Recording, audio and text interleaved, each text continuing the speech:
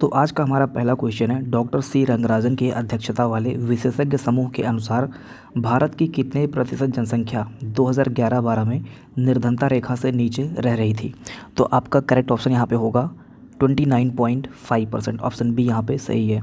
अगला क्वेश्चन है, निम्नलिखित में से कौन सा ग्रामीण विकास का एक कार्यक्रम नहीं है। तो सार्वजनिक वितरण प्रणाली ये जो है ये एक ग्रामीण विकास का कार्यक्रम का भाग नहीं है। ठीक है, अगला क्वेश्चन देखते हैं। अगला क्वेश्चन है, डॉक्टर सी रंगराजन समिति के अनुसार वर्ष 2011-12 में ग्रामीण क्षेत्रों में निर्धनता का अनुपात कितना है। तो निर्धनता का अनुपात 11-12 के अनुसार लगभग 30.9% है। यानी कि 100 लोग अगर टोटल हैं तो उसमें लगभग 31% ऐसे हैं जो निर्धन है ग्रामीण एरिया में। अगला क्वेश्चन है, 2011-12 में भारत के किस राज्य में ग्रामीण निर्धनता अनुपात सर्वाधिक है। तो किस राज्य में ग्रामीण निर्धनता अनुपात सर्वाधिक है। तो यहाँ पे आपका ऑप्शन होगा छत्तीसगढ़।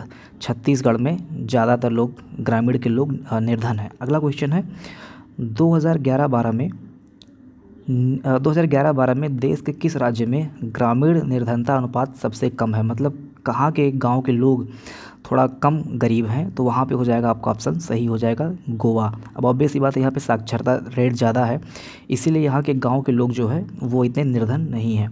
अगला क्वेश्चन है, जनगणना जो 2011 के अनुसार भारत की कितने प्रतिशत जनसंख्या निर्धनता रेखा से नीचे रह रही है। 2011 का आंकड़ा है, इसमें लगभग आपका 68.8% ऐसे लोग हैं जो निर्धनता रेखा से नीचे रह रहे हैं। ठीक है, यानी कि वो गरीब हैं, ऐसा आप मान सकते हो। यानी कि लगभग 68.8% लोग भारत में गरीब हैं। 2001 से 11 के दशक में लगभग इन 10 साल में किस राज्य में ग्रामीण जनसंख्या में सबसे अधिक की प्रतिशत कम दर्ज की गई है। ग्रामीण जनसंख्या में सबसे अधिक की प्रतिशत कम दर्ज की गई है। मतलब कौन सा ऐसा राज्य है जहाँ पे ग्रामीण जनसंख्या जो है वो सबसे कम है, क्वेश्चन में ये पूछ रहा है। तो आप लोग ये समझ लीजिए, इसमें आपका केरल स्टेट ऐसा है जहाँ पे ग्रामीण जनसंख्या सबसे कम है, यानी कि यहाँ पे शहरीकरण अच्छे रेट पे हुआ है। ठीक है, अगला क्वेश्चन है, किस राज्य में ग्रामीण जनसंख्या का अनुपात 2011 में सबसे अधिक है। किस राज्य में ग्रामीण जनसंख्या का अनुपात 2011 में सबसे अधिक है। तो आपका ऑप्शन हो जाएगा हिमाचल प्रदेश। हिमाचल प्रदेश में ग्रामीण जनसंख्या का अनुपात 2011 में सबसे अधिक है। अगला क्वेश्चन है, 2011 में किस राज्य के ग्रामीण क्षेत्रों में लिंगानुपात सर्वाधिक है।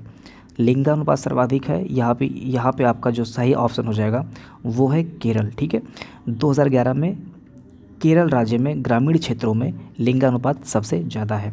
अगला क्वेश्चन है, 2011 में किस राज्य में ग्रामीण क्षेत्रों में लिंगानुपात सबसे कम है। तो आपका यहाँ पे आंसर हो जाएगा हरियाणा। ठीक है, अगला क्वेश्चन देखते हैं। यहाँ पे दोस्तों हम बहुत फास्ट लेके चल रहे हैं क्योंकि डिटेल कवर हमने क्लास में कर दिया है, तो वहाँ पे जो क्वेश्चन रह गया था वो हम यहाँ पे करा रहे हैं। तो यहाँ पे हम एक्सप्लेन बिल्कुल भी नहीं करने वाले हैं, बिना टाइम वेस्ट करे हम डायरेक्ट अपने MCQ को करेंगे और जो भी डिटेल में हमें बातें करनी होगी वो हम क्लास में कर लिया करेंगे। ठीक है, राज्य की कुल जनसंख्या के प्रतिशत रूप में अनुसूचित जाति के सर्वाधिक जनसंख्या किस राज्य में रह रही है। तो किस राज्य में सर्वाधिक अनुसूचित जाति रह रही है ये आपको बताना है। तो यहाँ पे डी हो जाएगा। प्रतिशत के रूप में ध्यान दीजिएगा, राज्य की कुल जनसंख्या के प्रतिशत रूप में अनुसूचित जाति पंजाब में ज़्यादा है। ठीक है, जनसंख्या के रूप में अनुसूचित जाति ज़्यादा है कहीं और, लेकिन प्रतिशत के रूप में यहाँ पे है। अब देखते हैं 2011 में अनुसूचित जनजाति की सर्वाधिक जनसंख्या किस राज्य में रह रही है। अभी मैंने प्रतिशत की बात की तो प्रतिशत में पंजाब, और अगर हम जनसंख्या की बात करेंगे कि सर्वाधिक अनुसूचित जनजाति कहाँ पर रहती है तो ये मध्य प्रदेश आपका सही आंसर हो जाएगा। ठीक है, 2001-11 के दशक में किस राज्य की ग्रामीण क्षेत्र में अनुसूचित जनजाति की जनसंख्या में सर्वाधिक वृद्धि दर्ज की गई। यानी कि ग्रामीण क्षेत्रों में अनुसूचित जाति की सबसे ज़्यादा वृद्धि कहाँ पे दर्ज की गई है।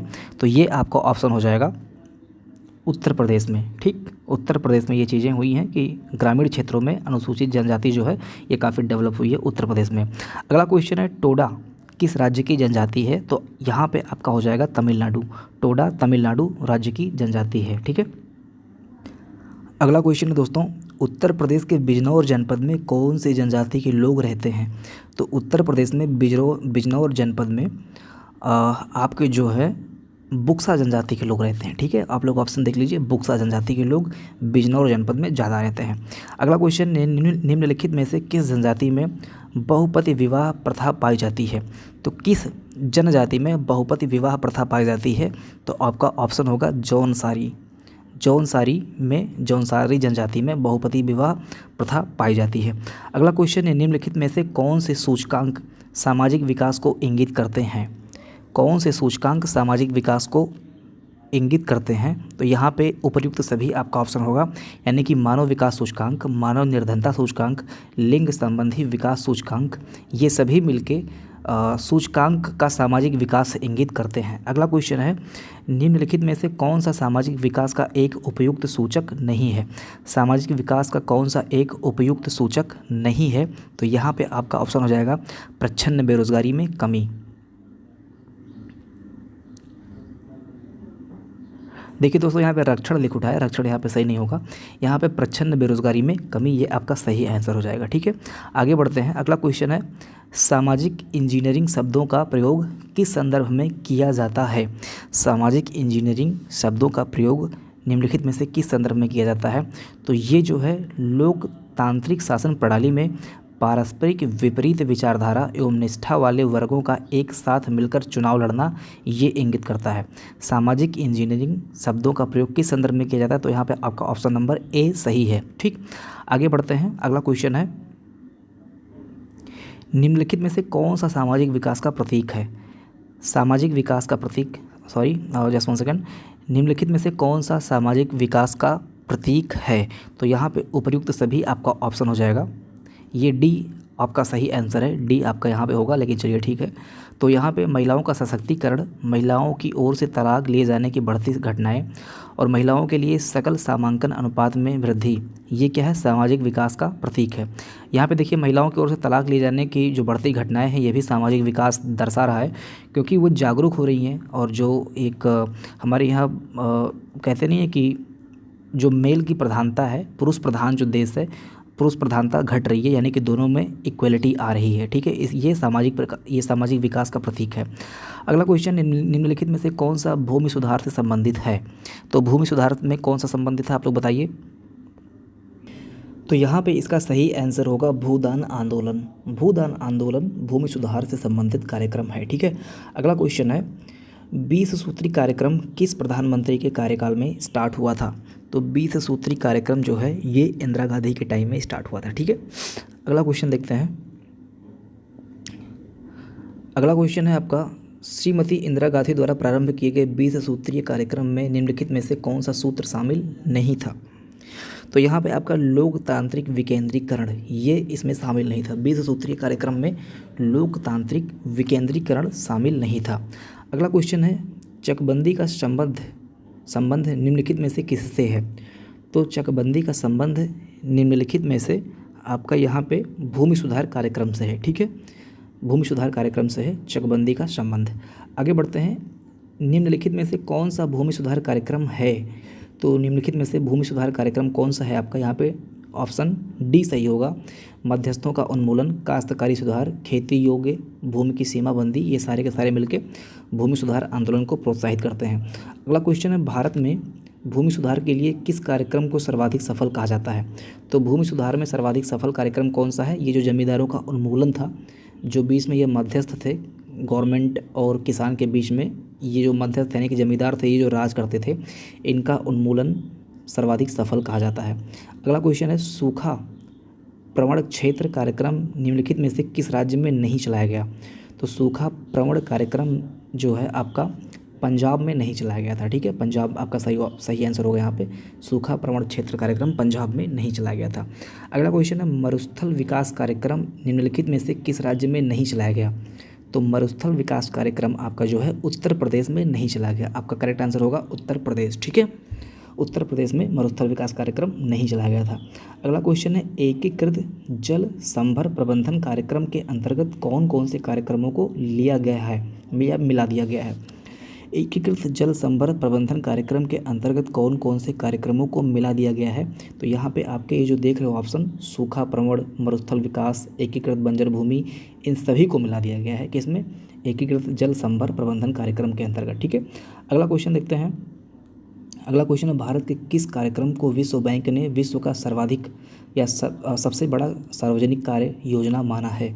तो विश्व बैंक ने आपका जो है मनरेगा को विश्व का सबसे बड़ा सार्वजनिक कार्य योजना माना है। ठीक है, तो आपका यहाँ पे ऑप्शन ए सही हो जाएगा। अगला क्वेश्चन है, गांव में स्वच्छ पेयजल, स्वच्छता गलियां एवं सड़कों का विकास किस कार्यक्रम के अंतर्गत सर्वाधिक हुआ है? तो यहाँ पे आपका सही आंसर हो जाएगा जवाहर रोजगार योजना के अंतर्गत। ठीक है, जवाहर रोजगार योजना के अंतर्गत गांव में स्वच्छता, स्वच्छ पेयजल, स्वच्छ गलियां एवं सड़कों का विकास हुआ है।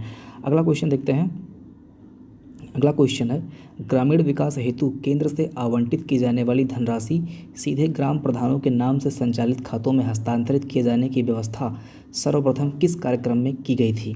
तो ये आपका अगेन जवाहर रोजगार योजना में की गई थी, मतलब डायरेक्ट इसमें ग्राम प्रधान के खाते में जो राशि आती है उसको हस्तांतरित की जाएगी। ठीक है, अगला क्वेश्चन है, महात्मा गांधी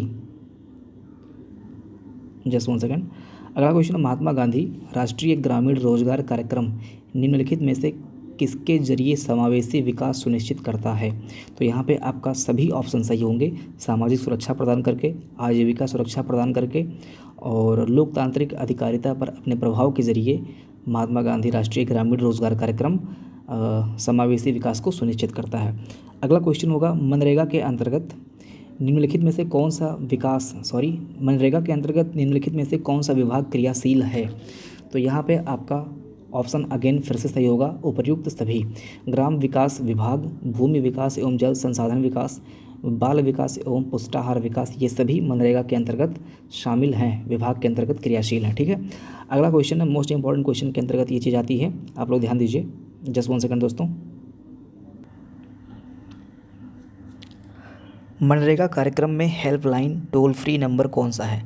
तो ये क्वेश्चन इंपॉर्टेंट है। तो यहाँ पे आपका जो ऑप्शन सही होगा ये सी सही होगा, यानी कि 1800 180 59 99। आई थिंक आपको ये क्वेश्चन नहीं दिख रहा होगा, मैं आपको दिखा रहा हूँ, जस्ट 1 सेकंड। चलिए दोस्तों, आप लोग ऐसे ही याद कर लीजिए, 1800 180 59 99 ये मनरेगा का टोल फ्री नंबर है। 5999 लास्ट वाला आप लोग याद कर लीजिए, उसी में कंफ्यूज करेगा। 5999 और इसके बाद में 1800 180, 1800 में 00 है, 180 में 10 है और इसके बाद में 5999। ठीक है, आगे के 3 क्वेश्चन दोस्तों आपको विजिबल नहीं है, इसलिए मैं आपको बता नहीं रहा हूँ फिलहाल। ये क्वेश्चन मैंने ऑलरेडी आपके थ्योरेटिकल पार्ट में करा दिया है, तो उम्मीद करता हूँ कि आप लोग थ्योरेटिकल पार्ट जरूर देख लेंगे। प्लेलिस्ट में सभी की नीचे प्रोवाइड करा दूंगा। अगर आप लोग प्रैक्टिस कर चुके हैं और आप वीडियोज़ देखना चाहते हैं, कंप्लीट थ्योरी पार्ट देखना चाहते हैं, तो आप लोग डिस्क्रिप्शन चेक कर लीजिएगा और इस तरह की वीडियोस पाने के लिए चैनल से जुड़ जाइएगा। मिलते हैं अगली वीडियो में। जय हिंद।